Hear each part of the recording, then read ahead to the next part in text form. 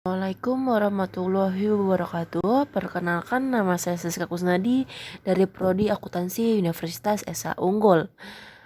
Pertama-tama saya ingin menjelaskan tujuan video ini dibuat untuk memenuhi tugas akhir semester pada mata kuliah Bahasa Indonesia. Kali ini saya akan membahas mengenai peningkatan keterampilan berbicara pada siswa TK Islam Terpadu Permata Mulia dengan metode bercerita. Oke, kita mulai ya. Pertama, pengertian keterampilan berbicara. Berbicara merupakan ungkapan pikiran dan perasaan seseorang dalam bentuk bunyi, bahasa, melalui pikiran, gagasan, dan perasaan. Dari pengertian di atas dapat disimpulkan bahwa keterampilan berbicara adalah keterampilan anak dalam mengekspresikan, menyatakan, serta menyampaikan ide, pikiran, gagasan, atau isi hati kepada orang lain dengan melalui pengucapan, pembentukan kosakata, dan pembentukan kalimat sehingga dapat dipahami oleh orang lain. Pengembangan keterampilan berbicara. Ada dua teori ya. Yang pertama ethnocentric speech dan socialist speech. Kalau ethnocentric speech yaitu terjadi ketika anak berusia 2-3 tahun.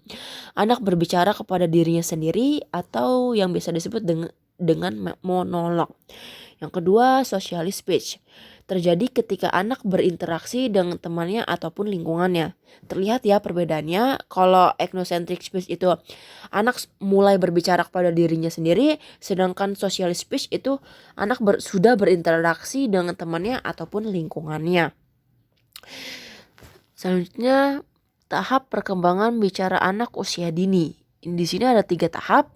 Tahap pertama yaitu tahap penamaan.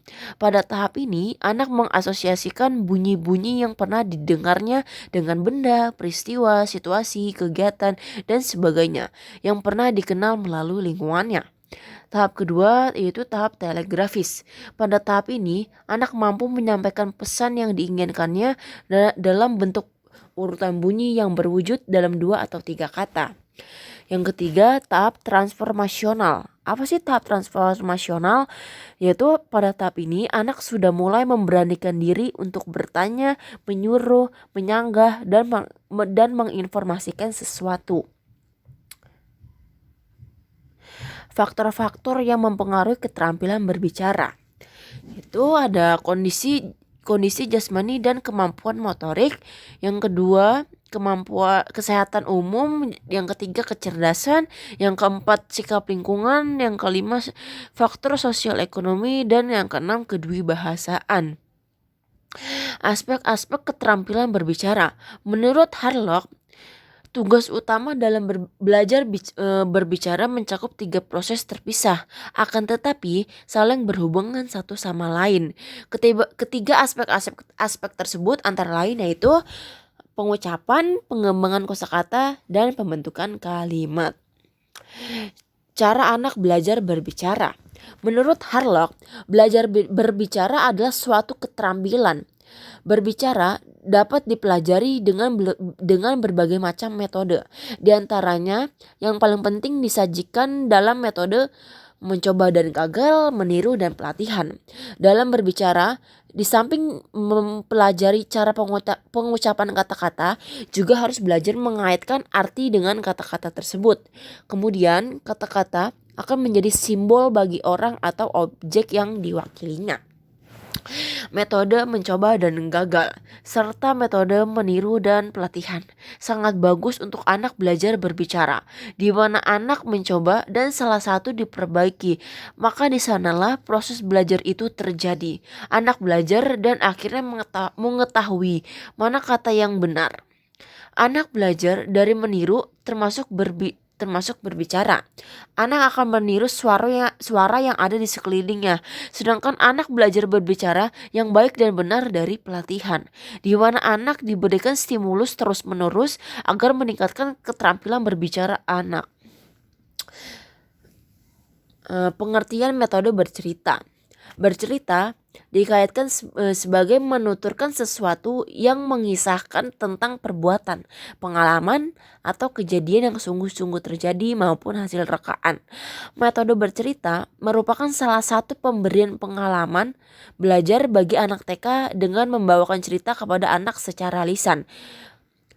Menurut Mosley Chatton tahun 2004 halaman 157. Maka dapat disimpulkan bahwa metode bercerita adalah salah satu pemberian pengalaman belajar untuk anak taman kanak-kanak dengan membawakan cerita atau kisah yang memiliki pesan-pesan di dalam cerita tersebut kepada anak melalui pendengaran dan kemudian menuturkan kembali dalam bentuk lisan. Teknik bercerita. Di sini ada 5 teknik ya. Yang pertama itu menceritakan dongeng, yang kedua menceritakan menggunakan media boneka, yang ketiga membaca langsung dari buku cerita, yang keempat bercerita dengan menggunakan ilustrasi gambar dari buku, dan yang kelima bercerita dengan menggunakan papan flanel.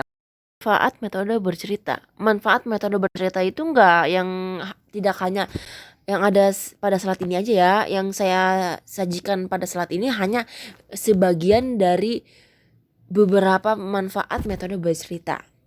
Kebetulan yang saya jelaskan pada slide ini ada 6 manfaat. Yaitu manfaat pertama mengembangkan kosakata anak. Yang kedua meningkatkan keterampilan berbicara anak. Yang ketiga melatih keberanian diri. Yang keempat cerita mampu menanggulangi masalah psikologis yang harus dilaluinya untuk menjadi dewasa. Yang kelima mengembangkan minat baca anak. Dan yang keenam anak belajar tentang adat dan kebudayaan dari cerita yang didengarnya.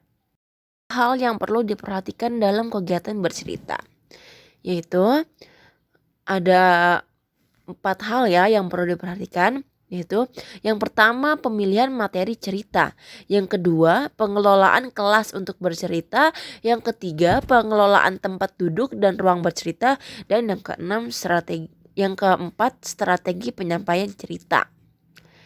Sekian presentasi kali ini. Mohon maaf apabila ada kesalahan. Wassalamualaikum warahmatullahi wabarakatuh.